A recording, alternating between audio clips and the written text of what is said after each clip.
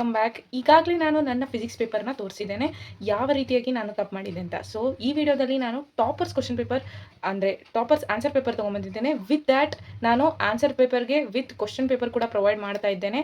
ಹಾಗೆ ಅದನ್ನು ನೀವು ನನ್ನ ಟೆಲಿಗ್ರಾಮ್ ಚಾನಲಲ್ಲಿ ಹೋಗಿ ಎಕ್ಸೆಸ್ ಮಾಡ್ಬೋದು, ಕೆಳಗೆ ಲಿಂಕ್ ಕೊಟ್ಟಿರ್ತೇನೆ.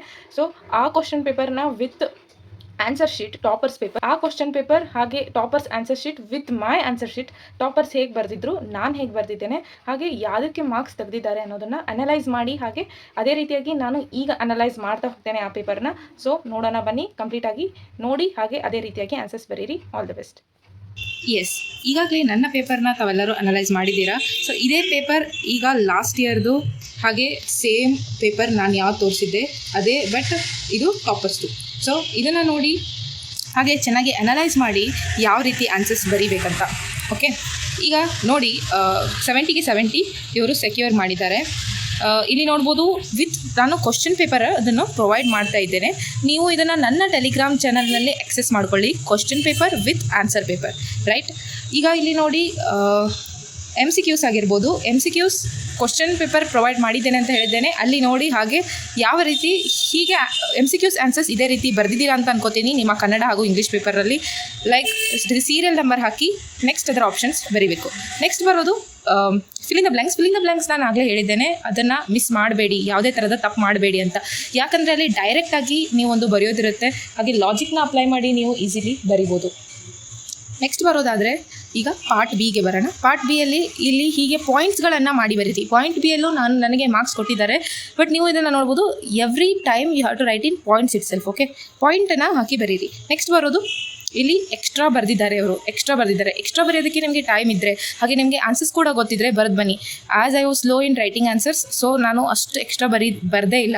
ಸೊ ನೀವು ಒಂಚೂರು ಫಾಸ್ಟ್ ಇದ್ದರೆ ಸೊ ನೀವು ಎಕ್ಸ್ಟ್ರಾನ ಬರಿಬೋದು. ಸೊ ಅದರಲ್ಲಿ ಚೂರು ನಿಮಗೆ ಮಾರ್ಕ್ಸ್ ಸಿಗ್ತವೆ, ರೈಟ್. ಈಗ ನೋಡ್ಬೋದು, lens law, microwaves, condition of total internal reflection. Okay, ಹಾಗೆ ಇಲ್ಲಿ 29th ಒನ್ ನೋಡ್ಬೋದು, properties of electric field lines. ಹೀಗೆ ಪಾಯಿಂಟ್ಸ್ನಲ್ಲಿ ಬರೀರಿ. ಓಕೆ, ಸೊ ಇಲ್ಲಿ ನೋಡ್ಬೋದು ಪ್ಯಾರಲಲ್ ಕೆಪಾಸಿಟರ್ ಹೇಗೆ ಬರೆದಿದ್ದಾರೆ ಅಂತ 30th ಒನ್. ಸ್ಟಾರ್ಟಿಂಗ್ ಎಕ್ಸ್ಪ್ಲೇನ್ ಮಾಡಿ ಏನು ಬರೀತಾ ಇದ್ದೀರಾ ಅಂತ. ಈಗ ಎಲ್ಲ ಇಲ್ಲಿ ರಾಂಗ್ ಆಗಿದೆ, ಸೊ ಇವರು ಅಷ್ಟು ಸ್ಕ್ರ್ಯಾಚ್ ಎಲ್ಲ ಭಾಳ ಮಾಡೋಕ್ಕೋಗಿಲ್ಲ, ಹೀಗೆ ರಾಂಗ್ ಹಾಕಿದ್ದಾರೆ. ಬಟ್ ನೀವೇನಾದರೂ ಬರೆಯೋದಿದ್ದರೆ ಚೂರು ಒಂದು ಸಿಂಗಲ್ ಲೈನ್ ಎಳೆದ್ಬಿಡಿ, ಯಾಕಂದರೆ ಅವ್ರಿಗೆ ಅದು ರಾಂಗ್ ಅಂತ ಗೊತ್ತಾಗಬೇಕು. ಓಕೆ, ನೆಕ್ಸ್ಟ್ ಡೆರಿವೇಷನ್ನ ಹೀಗೆ ಬರೀರಿ ಅಂತ ಹೇಳಿದೆ. ಪ್ರತಿಯೊಂದು ಡೆರಿವೇಷನ್ ಕೂತು ಪ್ರಾಕ್ಟೀಸ್ ಮಾಡಿ, ಹಾಗೆ ಚೆನ್ನಾಗಿ ಸ್ಕೋರ್ ಸಿಗುತ್ತೆ. 35th ಒನ್ ನೋಡಿ, ಈಗ ಬೋರ್ಸ್ ಪಾಸ್ಟುಲೇಟ್ ಅಂತ ಕೇಳಿದ್ದಾರೆ. ಅಲ್ಲಿ ಅವರು ಸ್ಟೇಷನರಿ ಆರ್ಬಿಟ್ಸ್ನ ಅಂಡರ್ಲೈನ್ ಮಾಡಿದ್ದಾರೆ, ಬೋರ್ ಪಾಸ್ಟುಲೇಟ್ನ ಅಂಡರ್ಲೈನ್ ಮಾಡಿದ್ದಾರೆ.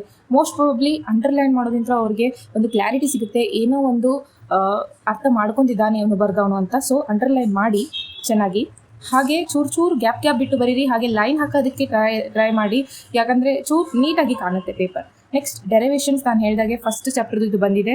ಈ ಥರ ಡೆರಿವೇಷನ್ಸ್ ಎವ್ರಿ ಇಯರ್ ರಿಪೀಟ್ ಆಗ್ತಾನೆ ಇರ್ತವೆ. So you have to practise it properly. Previous ಇಯರ್ದು ಒಂದು PDF ನಾನು ನನ್ನ ಟೆಲಿಗ್ರಾಮ್ ಚಾನಲ್ನಲ್ಲಿ ಬಿಟ್ಟಿದ್ದೇನೆ, ಅದನ್ನು ರೆಫರ್ ಮಾಡಿ. ಮೋಸ್ಟ್ ಫ್ರೀಕ್ವೆಂಟ್ಲಿ ಆಸ್ಟ್ ಡೆರಿವೇಷನ್ಸ್ ಇದ್ದಾವೆ, ಅದನ್ನು ಪ್ರಾಕ್ಟೀಸ್ ಮಾಡಿ. ಹಾಗೆ ಇದು Wheatstone bridge every year appear ಆಗುತ್ತೆ. ಸೊ ವೀಟ್ ಸ್ಟೋನ್ ಬ್ರಿಡ್ಜ್ನ ಕೂಡ ಪ್ರಾಕ್ಟೀಸ್ ಮಾಡೋದಕ್ಕೆ ಮರಿಬೇಡಿ, right. Then this rectifier semiconductors ಇಂದ ಮೋಸ್ಟ್ ಸಿಂಗಲ್ ವೇವ್ ಆಗಿರ್ಬೋದು, ದಟ್ ಈಸ್ ಫುಲ್ ವೇವ್ ಆಗಿರ್ಬೋದು, ಹಾಫ್ ವೇವ್ ಆಗಿರ್ಬೋದು, ಪ್ರಾಕ್ಟೀಸ್ ಮಾಡ್ಕೊಂಡು ಹೋಗಿ. ನೆಕ್ಸ್ಟ್ ಏನು ಈ ವೇವ್ ಫಾರ್ಮ್ ಏನಿದೆ ಅದನ್ನು ಡ್ರಾ ಮಾಡೋದಕ್ಕೆ ಟ್ರೈ ಮಾಡಿ. ನಾನು ಡ್ರಾ ಮಾಡಿಲ್ಲ, ಅಲ್ಲಿ 1 ಮಾರ್ಕ್ಸ್ ತೆಗೆದಿದ್ರು ನನಗೆ, ನಾನು ನೋಡಿದ್ದೆ. ಸೊ ಇದೇ ರೀತಿ ಈ ರೀತಿ ಡ್ರಾ ಮಾಡಿ, ನಾನು ಡ್ರಾ ಮಾಡಿರಲಿಲ್ಲ. ನೆಕ್ಸ್ಟ್ ಏನು ಬರ್ತದೆ, ನ್ಯೂಮರಿಕಲ್ಸ್. ನಂಗೆ ತುಂಬ ಜನ ಕೇಳ್ತಾ ಇದ್ರಿ, ನ್ಯೂಮರಿಕಲ್ಸ್ನ ಹೇಗೆ ಟ್ಯಾಕಲ್ ಮಾಡೋದಕ್ಕೆ, ಹೇಗೆ ಏನು ಮಾಡೋದು, ನನಗೆ ನ್ಯೂಮರಿಕಲ್ಸ್ನಲ್ಲಿ ಮಾರ್ಕ್ಸ್ ಸಿಗುತ್ತೆ. ನಾನೇನು ಹೇಳ್ತೀನಿ, PYQs 5 to 6 years PYQs ತೆಗೀರಿ, ಯಾವ ಪ್ಯಾಟರ್ನ್ ನ್ಯೂಮರಿಕಲ್ಸ್ ಕೊಟ್ಟಿದ್ದಾರೆ ನೋಡಿ. ಹಾಗೆ ಅದೇ ರೀತಿಯಾಗಿ ನಿಮಗೆ ಭಾಳ PDF ಸಿಗ್ತವೆ, ಪ್ರೀವಿಯಸ್ ಇಯರ್ ಅನಲೈಸ್ ಮಾಡಿದಂಥ PDFs. ನಿಮಗೆ ಬೇಕಾದರೆ ಹೇಳಿ, ನಾನು ನಿಮ್ಗೆ ಕೂಡ ಕಳಿಸ್ತೀನಿ, ನಾನು ಸರ್ಚ್ ಮಾಡಿ ಕಳಿಸ್ತೀನಿ. ಅದೇ ರೀತಿಯಾಗಿ ನೀವು ಅದನ್ನು ಅನಲೈಸ್ ಮಾಡಿದರೆ ನಿಮಗೆ ಯಾವ ಥರ ನ್ಯೂಮರಿಕಲ್ಸ್ ಅಪಿಯರ್ ಆಗುತ್ತೆ ಅನ್ನೋ ಪ್ಯಾಟರ್ನ್ ಸಿಗುತ್ತೆ.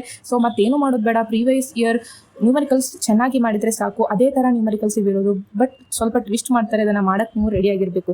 ಸೊ ಅದಕ್ಕಾಗಿ ಚೂರು ಪ್ರಾಕ್ಟೀಸ್ ಮಾಡಲೇಬೇಕು ನ್ಯೂಮರಿಕಲ್ಸ್ಗೆ. ವಿತ್ SI ಯೂನಿಟ್ ಬರೀರಿ, SI ಯೂನಿಟ್ಗೂ ಕೂಡ ಮಾರ್ಕ್ಸ್ ತೆಗಿತಾರೆ ಬರೀಲಿಲ್ಲ ಅಂದರೆ. ನೆಕ್ಸ್ಟ್ ಪಾರ್ಟ್ ಸಿ ನೋಡೋದಾದರೆ ಮ್ಯಾಗ್ನೆಟೈಸೇಷನ್. ಇಲ್ಲಿ ಅವರು ಮತ್ತೆ ಎಕ್ಸ್ಟ್ರಾ ಕ್ವಶನ್ಸ್ ಬರೆದಿದ್ದಾರೆ. ನಿಮಗೆ ಟೈಮ್ ಉಳಿದಿದ್ರೆ ಏನೋ ಅಲ್ಲಿ ಟೈಮ್ ವೇಸ್ಟ್ ಮಾಡೋಕೆ ಹೋಗಬೇಡಿ, ಎಕ್ಸ್ಟ್ರಾ ಬರೀರಿ. ಬಟ್ ಸ್ಟಾರ್ಟಿಂಗ್ ಬರೆದಿರೋ ಆನ್ಸರ್ಸ್ ಪರ್ಫೆಕ್ಟ್ ಆಗಿದೆ ಅಲ್ಲ ಅನ್ನೋ ಕನ್ಫರ್ಮೇಷನ್ ಇಟ್ಕೊಳ್ಳಿ. ನೆಕ್ಸ್ಟ್ ಎಲ್ಲ ಎಕ್ಸ್ಟ್ರಾ ಬರೆದಿರೋ ಕಾರಣ ಅವ್ರಿಗೇನು ಅನಿಸ್ಬಿಟ್ಟಿದೆ, ಇವರು ಚೆನ್ನಾಗಿ ಬರ್ತಿದ್ದಾರೆ ಅಂತ ಕಂಪ್ಲೀಟಾಗಿ ಮಾರ್ಕ್ಸ್ ಕೊಟ್ಬಿಟ್ಟಿದ್ದಾರೆ. ನೀವು ನೋಡ್ಬೋದು, ಒಂದಿಷ್ಟು ಇವಾಲ್ಯುವೇಟರ್ಸ್ ಹೀಗಿರ್ತಾರೆ, ಒಂದಿಷ್ಟು ಇವಾಲ್ಯುವೇಟರ್ಸ್ ಫುಲ್ ಸ್ಟ್ರಿಕ್ಟ್ ಇರ್ತಾರೆ. ಅದು ಅವ್ರ ಮೇಲೆ ಡಿಪೆಂಡ್, ಹಾಗೆ ನಮ್ಮ ಲಕ್ ಮೇಲೆ ಡಿಪೆಂಡು ಅಂತ ಹೇಳ್ಬೋದು. ಸೊ ಇದೇ ರೀತಿಯಾಗಿ 80ಗೆ ದಟ್ ಈಸ್ 70ಗೆ 70 ತೊಗೊಂಡಿದ್ದಾರೆ. ಈ ರೀತಿಯಾಗಿ ಈ ಥರ ನಾನು 3 ಟಾಪರ್ಸ್ ಪೇಪರ್ನ ನಾನು ನಿಮಗೆ ಪ್ರೊವೈಡ್ ಮಾಡ್ತಾ ಇರ್ತೀನಿ ನನ್ನ ಟೆಲಿಗ್ರಾಮ್ ಚಾನಲ್ನಲ್ಲಿ. ಈಗಲೇ ಆ ಚಾನಲ್ನಲ್ಲಿ ಹೋಗಿ ಎಕ್ಸೆಸ್ ಮಾಡ್ಕೊಳ್ಳಿ ಅಂತ ಹೇಳೋಕ್ಕೆ ಇಷ್ಟಪಡ್ತೀನಿ. ಹೀಗೆ ನೀವು ಚೆನ್ನಾಗಿ ಸ್ಕೋರ್ ಮಾಡಿ. Thank you. ಬಾಯ್.